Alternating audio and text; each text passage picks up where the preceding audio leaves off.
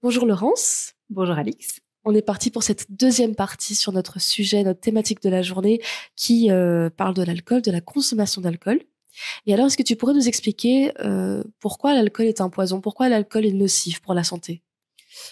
Alors en fait, il faut savoir que de base, déjà, biologiquement, peu de personnes le savent, mais on n'est pas du tout fait pour digérer de l'alcool. Alors je ne vais pas rentrer dans des trucs techniques, mais il y a des enzymes qui vont faire que, voilà, on va pouvoir le digérer parce que c'est un poison en fait, l'alcool, biologiquement. L'être humain n'est pas fait, pour le consommer, hein, c'est une production humaine. Et d'ailleurs, il faut savoir qu'il y a une partie des Asiatiques qui n'ont pas cette enzyme et qui ne digèrent pas l'alcool et ça les protège, entre guillemets, de l'alcoolisme parce qu'ils sont extrêmement malades s'ils boivent de l'alcool, et cetera. Donc voilà, de base, on n'est pas fait pour le digérer. Ok, super intéressant. Et alors, est-ce que tu pourrais nous expliquer un peu quelles sont les conséquences de l'alcool sur notre corps? Oui, par exemple, sur notre corps. Ah bah, sur le corps, en fait, déjà, dès qu'on prend un verre, ça vient déréguler le système nerveux. Donc notre corps est fait pour fonctionner d'une certaine manière et en fait, l'alcool vient apporter cet état de bien-être qui va faire qu'on va se sentir, euphorique et cetera et donc c'est artificiel et donc ça déjà, ça va déréguler le système nerveux et ça va déjà créer des impacts dans, le cerveau et il faut savoir qu'avant 25 ans, la plasticité du cerveau n'est pas terminée, donc toutes les cuites prises avant 25 ans peuvent potentiellement augmenter le risque d'alcoolisme par après parce qu'il y a vraiment un lien dans le cerveau qui se crée de, plaisir, récompense, alcool, et cetera, donc qui s'ancre finalement pour du long terme. Donc ça, c'est une des conséquences, mais bon, il y en a plein. Après, le fait que ça déshydrate, le fait que ce soit très sucré, on ne s'en rend pas compte, mais l'alcool est très sucré, donc à terme, des risques de diabète, au niveau du foie, de l'estomac, tout ce qui est système digestif, évidemment, voilà. Donc, il n'y a absolument aucun bénéfice pour la santé. Aucun. Alors, d'ailleurs, ça s'appelle le French Paradox. Le French Paradox, c'est cette histoire de un verre de vin rouge, c'est bon pour la santé, que tout le monde connaît. Ça, en fait, c'est basé sur rien du tout. C'est basé sur des observations qu'ils ont fait à un moment donné, en voyant que les personnes qui vivaient dans le sud de la France, et cetera, avaient moins de maladies cardiovasculaires qu'ailleurs. Mais donc, ils ont observé le régime alimentaire, le verre de vin, et cetera, qui du coup a fait partie de ce régime alimentaire. Mais avec le temps, maintenant, on s'est rendu compte qu'il y a aucun, en fait, normalement, aucun médecin ne prescrira un verre de vin pour le cœur, parce que maintenant, on est bien conscient que ce qui est bon dans ce verre de vin, c'est les polyphénols. Les polyphénols qui viennent du raisin, qui sont simplement des antioxydants qui sont bons pour le cœur. Donc, il vaut mieux boire un verre de jus de raisin qu'un verre d'alcool, parce que il y a tous les effets négatifs de l'alcool derrière. Donc oui, un verre de vin, c'est pas mauvais, mauvais dans le sens, il va pas nous arriver quelque chose de tragique, mais c'est pas bon. C'est pas comme prendre un complément alimentaire, pour sa santé. Certaines études démontrent même que avoir une consommation régulière d'alcool augmente nos chances d'avoir un cancer. Tout à fait. L'alcool est cancérigène alors. Exactement. Oui, oui, tout à fait. En fait, c'est ça, l'alcool, c'est quoi? C'est de l'éthanol, en fait. Donc, c'est comme si on trouvait normal, après je vais prendre un exemple vraiment trash, mais c'est comme si on trouvait normal de prendre salade de coke, tous les jours. En fait, il y a aucun bénéfice. Alors on dirait: «Oui, mais la coke, finalement, ça vient», on dit parce qu'on peut dire: «Oui, ça vient d'une plante, ça vient du raisin, le vin». Voilà, la cocaïne, elle vient du coca, enfin de la plante de la coca. C'est pas plus bénéfice, enfin, il y a pas un meilleur bénéfice. On dit ça avec le joint aussi, hein, finalement. C'est une plante, c'est pas grave, il y a aucun bénéfice. Pour la santé, en tout cas, il y a des bénéfices psychologiques, parfois il y a des et on le fait pour une bonne raison, mais au niveau corporel, biologique, on n'est pas fait pour ça. Et donc là, parlons un peu plus de la consommation d'alcool. Comment savoir si on est un peu en danger quelque part par rapport à notre consommation? Comment faire la distinction entre une habitude, une dépendance et une addiction? Alors déjà, c'est le rapport qu'on a avec l'alcool. Donc c'est la relation qu'il y a, que j'ai avec le produit. Donc je peux très bien boire une fois par week-end, mais à chaque fois que je bois, je perds complètement le contrôle de moi-même. À chaque fois, je suis dans un état pas possible, ça ne va pas du tout. Comme on peut avoir la personne qui boit son verre de vin tous les jours. Alors c'est pas excellent pour la santé, mais ça peut ne pas être grave, hein, si c'est quelqu'un, voilà, c'est vraiment son verre de vin tous les jours, en mangeant. Elle referme sa bouteille, il y a pas d'excès le week-end, rien du tout. C'est tout à fait différent. Ça, c'est une habitude.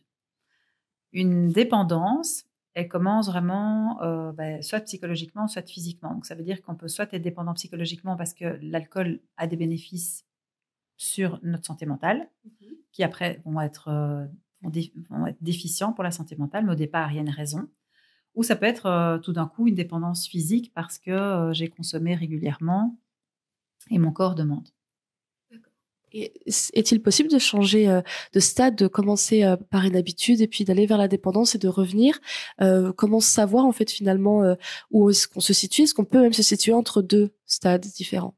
Oui, en fait, c'est une évolution. Donc, comme je disais, avant 25 ans, déjà, si par exemple on est beaucoup dans le binge drinking, c'est extrêmement dangereux. Voilà, il y a un gros risque, évidemment, après de plus tomber dedans que quelqu'un d'autre. Mais il y a des étudiants qui vont être comme ça dans leurs études et après, la consommation va se réguler. Donc, on peut tout à fait, dans une consommation excessive à 18-19 ans, 20 ans, 20-21, et puis rentrer dans sa vie de famille ou son boulot, etc., la vie active, diminuer et boire son verre tous les jours. Après, l'alcool, ça met du temps, dans le sens où c'est rare que quelqu'un tombe dedans du jour au lendemain. Ça arrive, mais souvent, c'est dans des cas de personnes qui ont un mal-être au départ et qui vont vraiment boire pour oublier, comme on dit. Mais le profil typique, on va dire en général de la société, c'est étudiant, j'ai des excès, je me régule un petit peu pendant ma vie active. Et puis là, il y a vraiment deux pendants, quoi. Il y a vers les 30, 40 ans, un petit peu ce truc de je commence à sentir dans mon corps que c'est pas OK, etc. Donc, je vais diminuer. Et là, je peux rester dans le truc de c'est de temps en temps. Ou avec les blessures de la vie, avec l'habitude, avec les excès, etc., de tomber de plus en plus dedans et d'arriver à une dépendance petit à petit, et physique et ou psychologique. Et puis de tomber vraiment dans l'addiction pure et dure. Exactement. Et est-ce que tu pourrais nous expliquer, petite parenthèse, ce qu'est le binge drinking? Ah oui, c'est vrai que je vais expliquer. Donc le binge drinking, c'est le fait de boire énormément en très peu de temps. Donc c'est très, très dangereux en fait. Et Vraiment un comportement qu'on retrouve souvent chez les jeunes voilà, en plus soirée, chez les jeunes en général, oui, c'est ou ça. pour les fêtes ou Oui, pour célébrer ça. quelque chose. Oui, il y a beaucoup d'accidents d'ailleurs avec ça. Et alors, par rapport au stade, est-ce qu'il y a certains stades qui ont des non-retours? Oui, donc à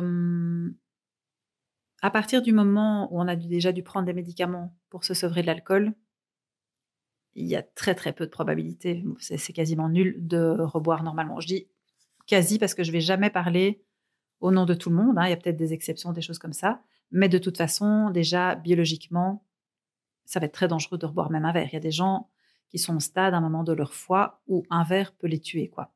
Donc oui, là, il y a vraiment un point de non-retour à ce moment-là. Et alors, qu'est-ce que tu penses de ces personnes qui aiment l'alcool, qui disent aimer l'alcool? Pour elles, c'est un plaisir. Est-ce qu'on peut vraiment parler de plaisir quand on parle d'alcool? Alors, je vais me faire tuer, hein, parce que je sais que c'est pas des choses qu'on peut dire. Mais de base, comme on n'est pas fait pour boire de l'alcool, personne n'aime l'alcool. Alors, il y en a qui font des cris au scandale. Si, si, moi j'adorais quand j'étais petit. Oui, parce qu'il y a du sucre. En fait, qui commence par un whisky pur à 8 ans? Tu donnes un verre d'alcool à un enfant, il fait berk. Personne n'est fait pour boire de l'alcool. Mais moi, j'ai eu ma première cuite à 3 ans. Oui, donc c'est un petit peu... Voilà, mais parce qu'en fait, il y avait le verre de ma mère qui était sur la table, que c'était sucré. Et en fait, j'ai bu le truc parce que c'était sucré.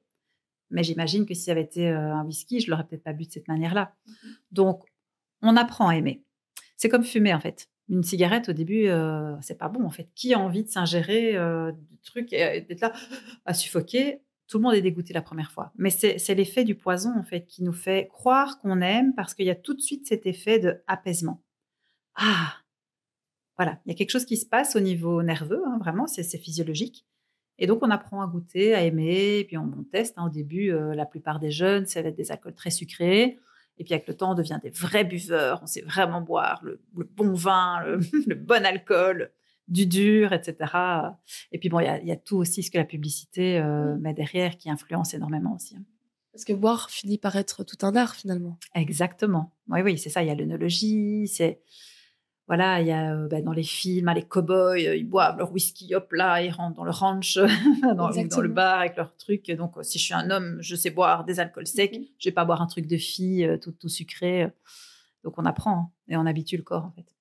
Et du coup, tu as parlé tout à l'heure de dépendance psychologique. Donc là, si j'ai bien compris, c'est les raisons pour lesquelles je vais boire mon verre sont purement personnelles. Donc j'essaie de me réguler émotionnellement, j'essaie de m'apaiser.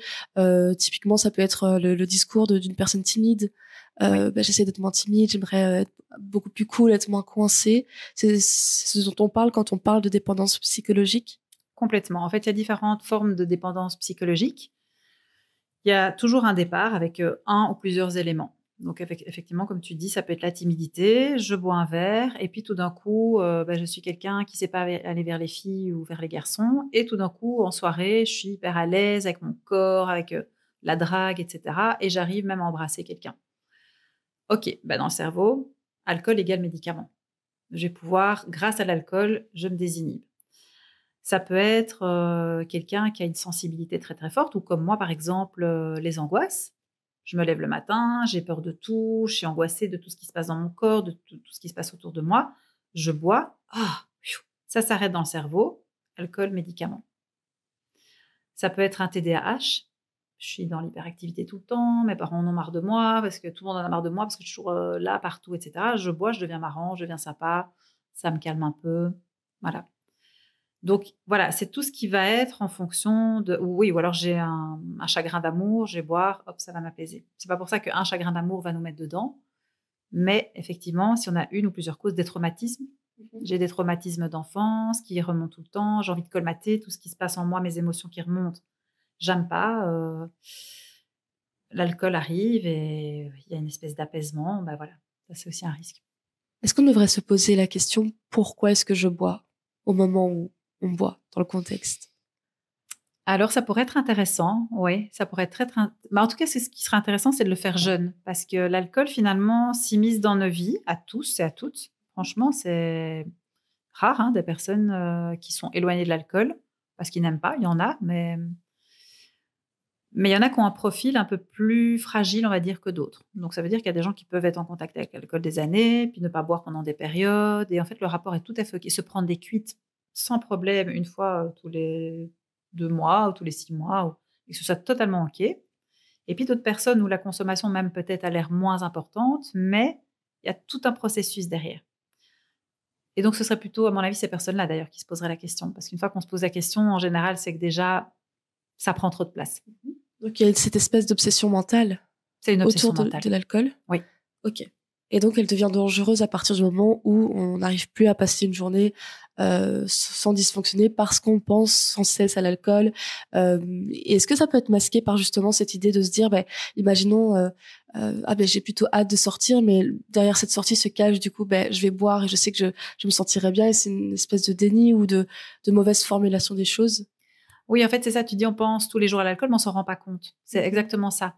C'est que penser tous les jours à l'alcool, c'est quand on est déjà quand même à un stade, comme moi, par exemple, à un moment donné, où l'alcool prenait beaucoup de place. Quand je commençais, à chaque fois, il y avait beaucoup, beaucoup de consommation, mais je voulais prendre du recul et je restais 2-3 semaines sans boire, mais j'y pensais: «Comment est-ce que vraiment je vais arrêter pour toute ma vie ou pas? Ou cette fois-ci, c'est terminé, puis non, mais je pourrais boire un verre» et en fait, il y a toujours des négociations permanentes avec soi-même.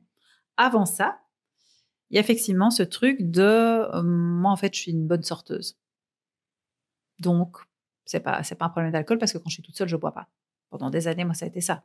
Enfin, sauf quand j'ai eu ma fille, mais après, de nouveau, c'était, non, non, moi, c'est juste quand je sors. Ah, mais c'est bizarre, je sors quasiment tous les soirs. Mmh.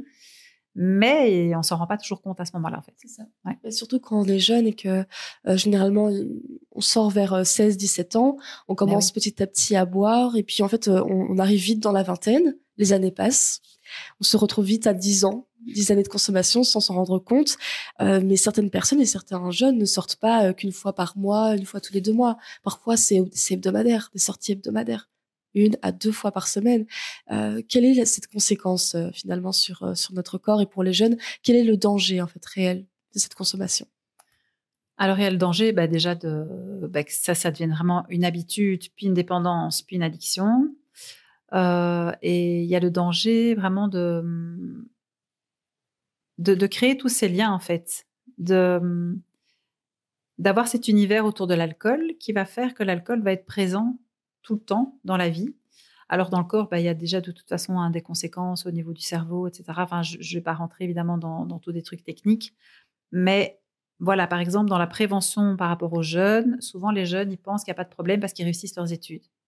C'est pas quelque chose qui affirme qu'on n'a pas de problème avec l'alcool, de réussir ses études. Oui, c'est vrai qu'il y a des personnes qui boivent. Moi, par exemple, l'alcool m'a éloignée de mes études, mais il y a plein de personnes qui ont un problème avec l'alcool, déjà, à l'université, un problème de relation, toujours avec l'alcool, et qui pour autant réussissent leurs études.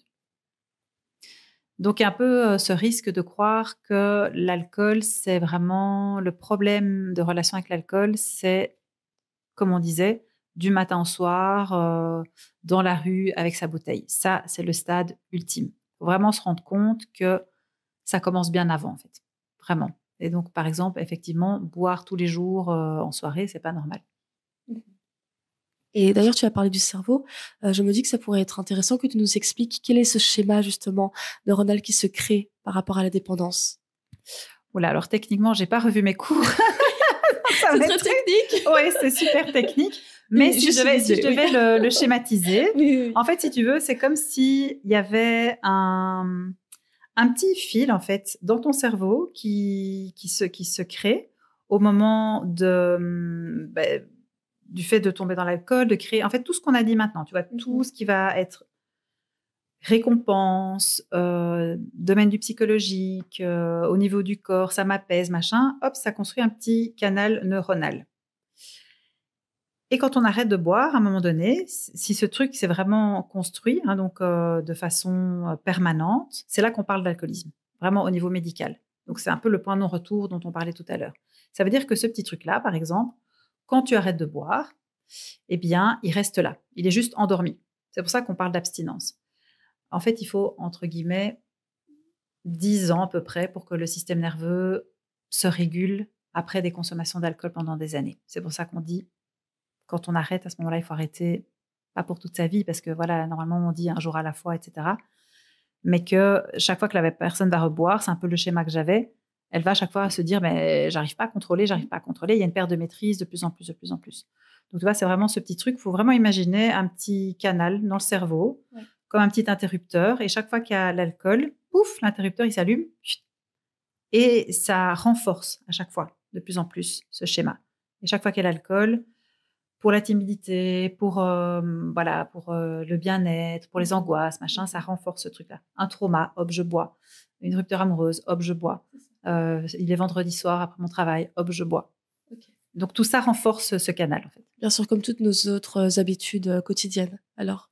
Oui, mais ce qu'il y a, c'est qu'une habitude, par exemple, si tu bois du coca tous les jours et que tu arrêtes, il n'y a pas ce canal. Ça veut dire que si tu rebois du coca dans 3 semaines et que tu en as bu tous les jours, tu pourras possiblement en boire un de temps en temps. Avec l'alcool, c'est pas possible. En tout cas, passer un certain stade. Et alors, est-ce que certains jeunes, quelque part, ressentent le manque sans s'en rendre compte alors? Ah bah oui, clairement. Et il y en a qui s'en rendent compte aussi. À partir du moment où il y a des sueurs, des tremblements, il y a des jeunes qui ont ça. C'est des manques d'alcool. Qu'est-ce qu'il y a d'autre comme symptômes physiques? Les maux de tête, les tremblements, l'angoisse, la terreur un peu. Et donc ça, il faut faire attention parce qu'en fait, physiquement, physiologiquement, à partir du moment où on boit tous les jours sur une période assez longue, il faut un sevrage médicamenteux. Parce qu'en fait, l'alcool, c'est la seule drogue qui demande un sevrage médicamenteux à passer un certain stade. Donc on peut arrêter par soi-même quand c'est problématique, mais que c'est pas tous les jours du matin au soir. Mais même un étudiant qui, pendant par exemple 3 années d'études, va boire du matin au soir, tous les jours, il faudra certainement un sevrage médicamenteux parce qu'on peut mourir d'un sevrage de l'alcool. C'est la seule drogue de laquelle on peut mourir d'un sevrage. Donc ça, c'est très, très important de le savoir. Donc voilà, à partir du moment où on sent ces choses-là, etc., qu'on reboit là-dessus, qu'on continue, vaut mieux éviter les sevrages à l'arrache, quoi. La consommation d'alcool peut avoir un impact sur notre personnalité. Est-ce que tu pourrais nous en dire plus? Oui, alors l'alcool, en fait, va vraiment venir, donc comme je l'ai dit, déréguler tout le système nerveux, mais va jouer sur les émotions. Donc, en fait, l'alcool colmate les émotions, mais les amplifie. En fait, les émotions sont complètement dérégulées. Donc, ça peut vraiment avoir des impacts. Mais ce qui est important de savoir aussi, c'est que ça peut amener vraiment à des troubles psychiatriques. Et là, alors, on ne sait pas encore trop. Est-ce que le trouble psychiatrique est la conséquence de l'alcool ou est-ce que le trouble psychiatrique est antécédent à la consommation d'alcool. Et donc, c'est un peu des deux. Mais il y a souvent des prédispositions. Donc, ça veut dire que si on a un trouble psychiatrique au départ, il y a plus de probabilité de tomber dans l'alcool. Et donc, parfois, on ne le sait pas. Donc, on n'est pas diagnostiqué. Donc, ça peut être un trouble borderline. Ce n'est pas spécialement des trucs de schizophrénie et tout. Ça peut être un trouble borderline. Ça peut être de l'anxiété. Par exemple, moi, ce que j'ai eu l'anxiété, c'était une anxiété vraiment psychiatrique. Ça veut dire que c'est une anxiété démesurée par rapport à une personne qui est un petit peu anxieuse, comme on peut tous l'être dans la vie. Donc, tout ça, le TDAH, l'hypersensibilité, tout ça, l'hypersensibilité, ce n'est pas un trouble psychiatrique. Mais en tout cas, des troubles ou psychiatriques et ou psychologiques, en fait, qui sont là avant, les traumatismes, comme je le disais aussi. Tout ça va favoriser la consommation d'alcool, mais l'alcool va amplifier le trouble parce qu'il va au départ apaiser, mais après, il va déréguler tout. Donc, il apaise parce qu'il vient apporter quelque chose de chimique, d'extérieur, qui vient tout bousiller dans le système. Il y a tout ce système de récompense, en fait, dans le corps, récompense, plaisir. Et quand on a des troubles comme ça, c'est ce qu'on recherche parce qu'il y a un mal-être. Donc, ça vient vraiment amplifier ça. Et donc, dans ces cas-là, effectivement, ça va être difficile de revenir à une consommation normale, quoi.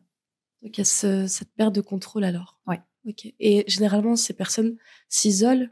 On s'isole quand on commence à se rendre compte qu'on a des problèmes liés à notre consommation d'alcool. Quand on s'en rend compte, on s'isole, oui. En fait, au départ, on ne s'isole pas. Comme on disait tout à l'heure, on va trouver les excuses de sortir, de voir du monde, de dire « moi, je suis une sorteuse, un sorteur » ou « je bois en société ».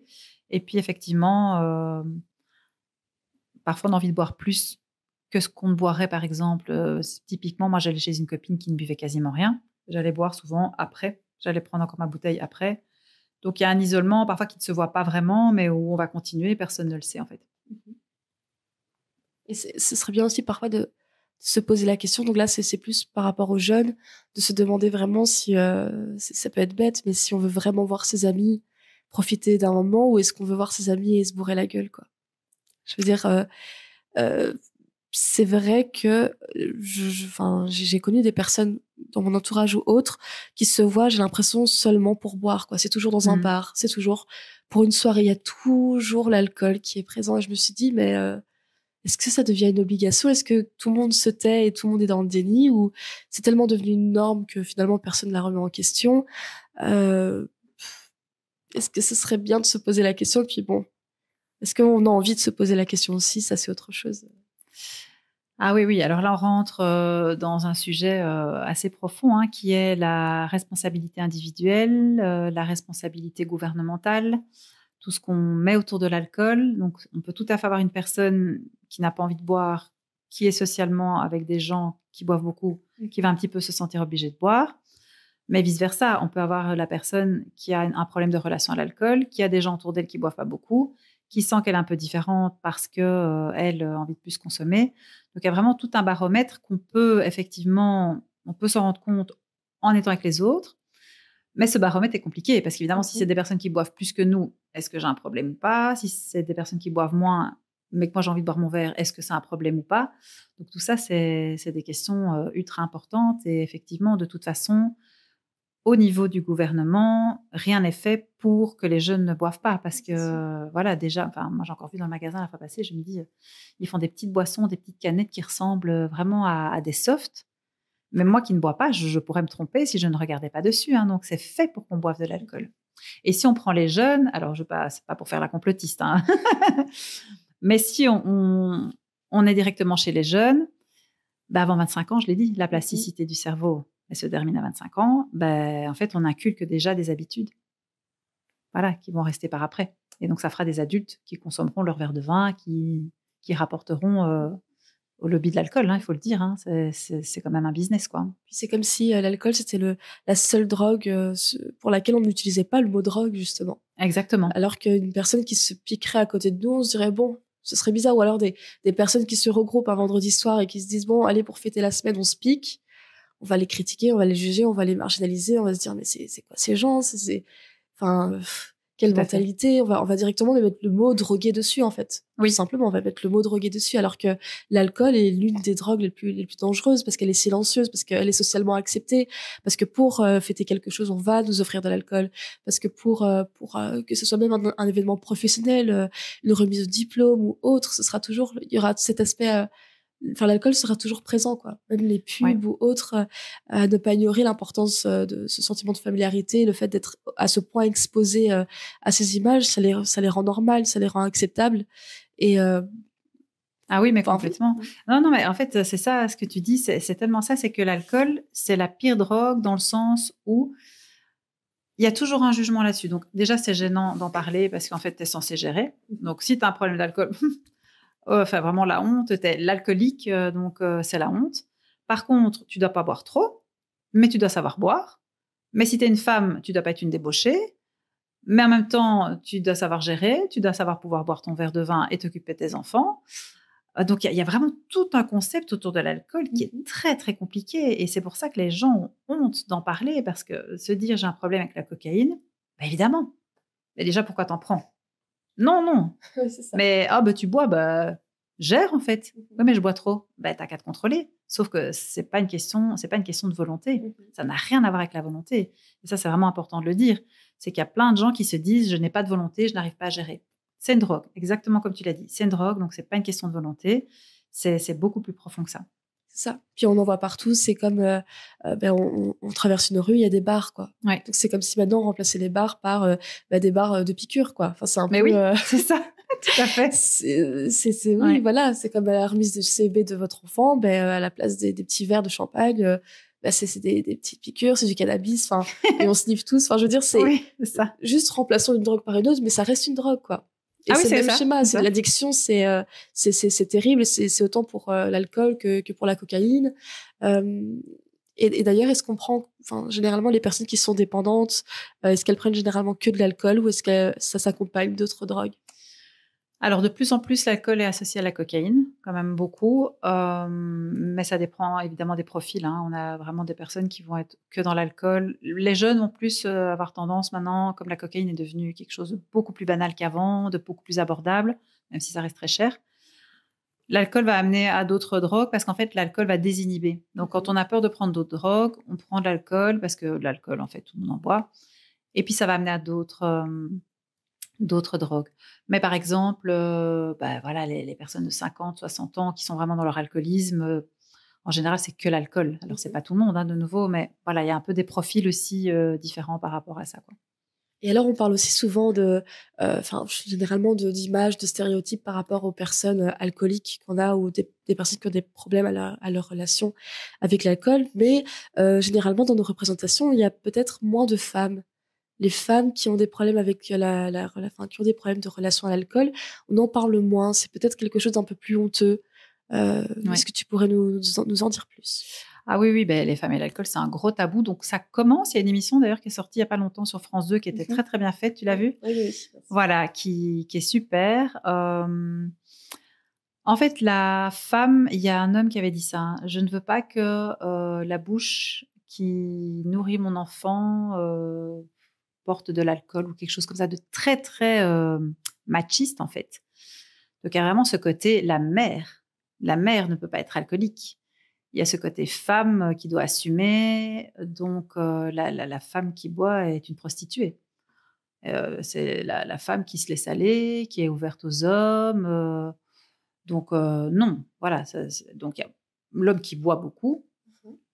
C'est, waouh, il tient, c'est super. Et même s'il y a plein de femmes dans sa vie, c'est le don Juan, c'est beaucoup moins péjoratif. Donc, la femme qui boit a beaucoup plus honte. Et d'ailleurs, on le voit souvent dans les accompagnements. Les femmes vont plus aller vers des choses en ligne, des accompagnements en ligne, parce qu'elle a honte d'aller même dans un cabinet, etc., que les hommes vont plus aller en présentiel. Donc ça, c'est déjà une grosse différence, par exemple. Elles ont beaucoup plus honte d'en parler. En fait, elles, quand elles demandent de l'aide, souvent, elles sont déjà beaucoup plus loin dans leur alcoolisme, parce qu'elles attendent plus longtemps, en fait, parce qu'il y a beaucoup de honte. Si j'ai bien compris aussi, même dans l'accompagnement, donc le fait d'être une personne qui vit avec une personne qui a des problèmes de relation, c'est généralement on a cette image en tant que femme de devoir rester pour son compagnon. C'est notre devoir de soutenir, il faut persévérer parce que son combat c'est le nôtre. Mais jusqu'à quand en fait on devrait accepter de vivre avec une personne qui vit déjà avec ce trouble-là? Alors là, oui, on entre dans le sujet plutôt de la Oui. codépendance à ce moment-là. Alors, eh bien, la codépendance, il faut savoir que c'est tout aussi important que la dépendance. En fait, la dépendance de quelqu'un va avoir un impact sur tout l'entourage.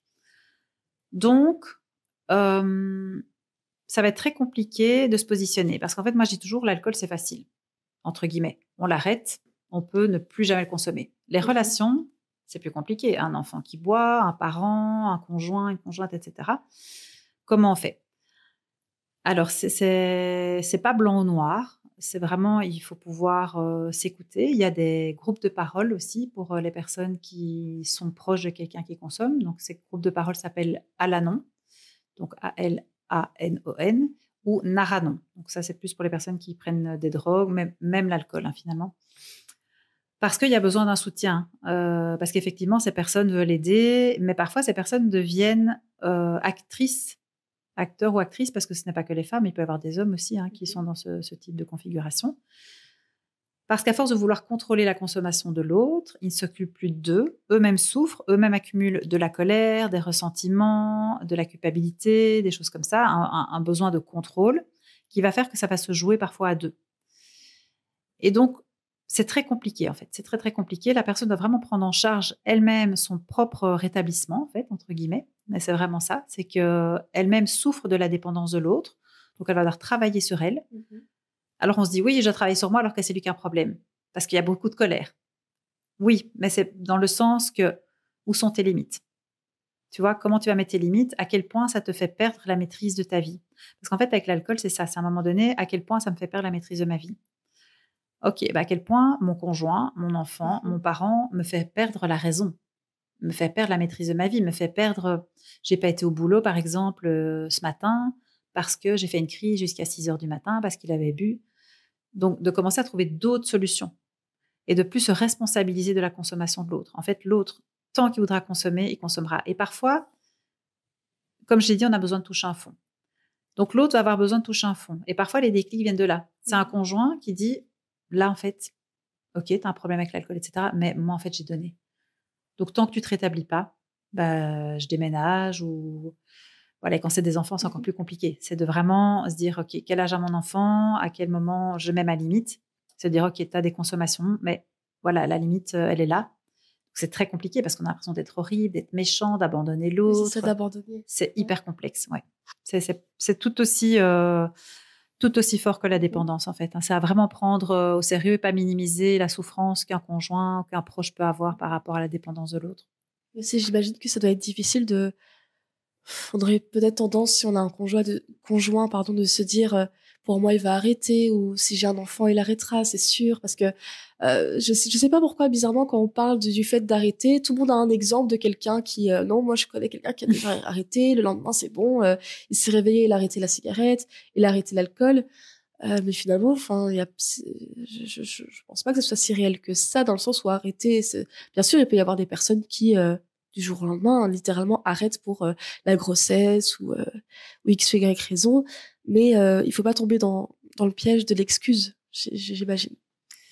Bah, on retouche à ce qu'on a dit tout à l'heure. Donc, tu vois, il y a par exemple, on va dire, on va prendre un exemple, le gars ou la fille qui fait ses études, qui est là en train de tout le temps faire la fête, etc. Et puis, le grand amour, la vie de famille, c'est bon, voilà, la personne est enceinte, donc elle arrête parce qu'elle est enceinte, ou lui arrête parce qu'elle est enceinte et qu'il veut être là pour elle. Et c'était une habitude. On n'était pas dans l'addiction, on n'était pas dans les dépendances, et on n'était pas dans une consommation pour régler des choses psychologiques. C'était une habitude. Voilà, tout à fait. Quand on parle de codépendance, quand on parle de personnes qui souffrent d'une consommation, on est déjà au niveau de la dépendance. Ok. On est déjà au niveau où l'alcool prend plus de place que le conjoint, que la conjointe, où l'alcool amène à des mensonges, amène à un ras-le-bol en fait. Et donc là, il n'y aura pas de déclic.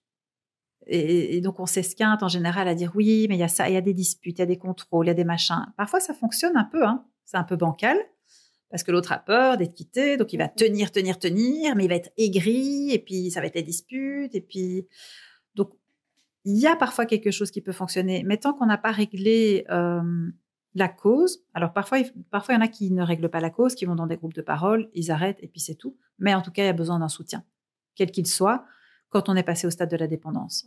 Et ça, rien ne fera le déclic, mis à part quand la personne aura son déclic elle-même. Et donc, on peut essayer de provoquer le déclic. Mais le déclic, c'est quoi? C'est souvent quand on touche un fond. C'est rarement en disant « Écoute, mon chéri, ma chérie, je vois que tu bois beaucoup. C'est très compliqué. Je vais attendre que tu aies ton déclic et je te laisse tranquille. Je ne vais plus m'énerver. » Non, parce qu'en fait, ça a tellement de conséquences négatives que l'autre est touché dans son quotidien, dans tout, parce qu'il y a du mensonge, il y a des retards, parfois pour aller chercher les enfants, des oublis, ça va loin. Hein, donc, c'est très dur pour le conjoint, hein, ça c'est clair. Même en tant que proche, la culpabilité de se dire peut-être que c'est de sa faute si la personne boit autant. Ouais. Ça doit être difficile. Par exemple, je prends le cas d'un enfant qui voit son parent boire, qui voit son parent s'effondrer, à quel point voilà, ça doit être difficile. Alors oui, les parents, alors c'est différent quand c'est le conjoint, quand c'est l'enfant. Donc quand c'est le conjoint ou la conjointe, on peut se sentir responsable, mais là il faut vraiment se dire, voilà, chacun sa responsabilité. La personne a eu son passé, on s'est rencontrés à un certain moment. C'est pas moi qui peux provoquer ça chez l'autre. L'autre a sa propre responsabilité. Chacun prend sa responsabilité de sa vie. On est né seul, on mourra seul, et donc chacun est responsable de sa propre vie. Donc on peut avoir une influence sur quelqu'un d'autre. Mais à partir du moment où on se respecte, si moi, je dis à mon conjoint, je bois à cause de toi parce que, par exemple, tu m'as trompé, ben à moi, en fait, à partir. Tu m'as trompé, je me respecte assez que pour partir, pas pour me détruire. Donc, à partir du moment où je me détruis pour quelqu'un, c'est déjà qu'il y a quelque chose qui ne va pas dans la relation. Au niveau des enfants, c'est différent parce que l'enfant n'est pas dans ce rapport de chacun sa responsabilité. Il est face à un parent qui n'est pas, en fait, responsable, et donc il est parentalisé, l'enfant. Donc, c'est des enfants en fait qui sont parentalisés et qui sont très, très à l'affût des émotions des parents, de comment réagir. Et donc, ça fait souvent des enfants sauveurs et qui ont du mal à écouter leurs propres besoins, leurs propres limites. Donc oui, ça fait des dégâts, ça c'est sûr. Et alors, est-ce qu'il y a une part de génétique quand on grandit et qu'on se rend compte qu'on a des problèmes d'addiction? Est-ce qu'on pourrait faire un lien avec la génétique? Alors, mon médecin m'avait dit que non. Des magazines féminins. Parce que je lisais trop de magazines féminins. Il m'a dit qu'il n'y avait pas de gène de l'alcoolisme. J'ai vu dans mes cours que... Alors, il n'y a pas de preuve tangible de dire, voilà... bon, déjà, en tout cas, dans les études qui sont faites pour l'instant, ça passe du père au fils. Donc, bon, voilà, c'est plus comme ça et pas systématiquement, mais c'est plus dans ces cas-là. Mais en fait, au niveau de la génétique, il y a déjà dans les spermatozoïdes et dans les ovules, si les parents boivent, ils transmettent de toute façon une petite part. Après, on verra en fonction vu que l'alcoolodépendance, c'est tout un contexte, c'est pas un élément, mais ça va fragiliser la personne. Oui, donc oui. Mais il y a aussi la génétique au niveau physiologique, donc ça déjà. Et puis, donc là, je me perds dans mes explications. Donc, c'est plutôt dans ce qu'on voit. Donc, c'est plutôt pas au niveau biologique, mais au niveau familial. Donc, le fait d'avoir un père ou une mère qui boit, en fait, le fait de le voir, c'est un peu comme un enfant qui est battu. Pour lui, au début, il trouve ça normal. Et puis, c'est en voyant d'autres familles qu'il voit que c'est pas normal. Mais c'est déjà inscrit en lui, en fait, ce comportement. Donc, ça, c'est pas de la génétique, mais c'est un comportement qui se transmet. Donc oui, il y a des conséquences de toute façon.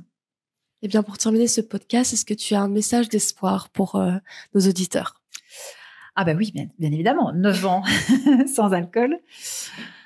Oui, en fait, ce que j'ai envie de dire, c'est que vraiment, quand on se pose des questions avec l'alcool, déjà, il faut sortir de la honte et se dire qu'il y a des lieux où c'est intéressant de remettre simplement sa consommation d'alcool en question. Donc, c'est pas de se dire est-ce que je suis alcoolique ou pas alcoolique, c'est de se dire je vais aller dans un endroit avec un professionnel de la santé ou un groupe de parole ou quoi que ce soit pour voir si je m'identifie à quelqu'un qui aura un problème d'alcool. Ça, c'est le premier pas. Et puis après, c'est vraiment de cheminer là-dedans et de se faire accompagner. Pour moi, c'est vraiment ça la clé, c'est que tant que ça reste dans notre tête, à nous tout seuls, on tourne en boucle, on a honte, on reste avec ça. Voilà, donc c'est la première chose. Après, c'est de se dire que la vie sans alcool, quand c'est vraiment une résilience, qu'on voit qu'en fait, finalement, moi, en tout cas, c'est mon cas, ça m'a fait souffrir, ça m'a apporté que des choses, beaucoup de choses en tout cas. Il y a eu du bon, mais beaucoup de choses qui m'ont fait me perdre moi-même. Quelle liberté après, en fait. Parce que parfois, on me dit, oui, j'aimerais bien contrôler ma consommation d'alcool. Oui, et tu peux, en fait, chacun fait ce qu'il veut. Mais moi, ça me prendrait tellement d'énergie d'essayer de contrôler que je préfère me dire, c'est comme si j'avais une allergie aux cacahuètes. J'ai une allergie aux cacahuètes, je vais faire attention, partout où je vais, de ne pas manger de cacahuètes. Eh bien là, c'est la même chose. Voilà. Merci beaucoup, Laurence, en tout cas, pour ce podcast. Mais merci à toi de m'avoir reçu. À bientôt. Merci, à bientôt.